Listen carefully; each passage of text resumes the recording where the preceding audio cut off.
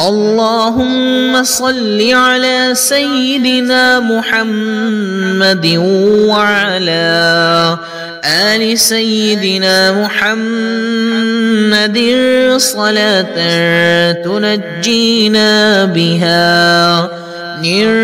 جميع الأهوال والآفات وتقضي لنا بها جميع الحاجات وتطهرنا بها من جميع السيئات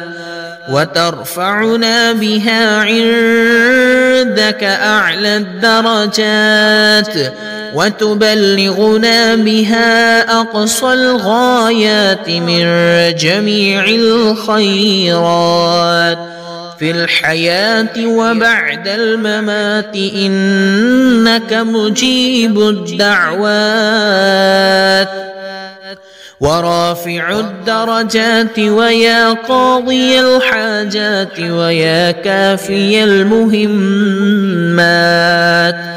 ويا دافع البليات ويا حل المشكلات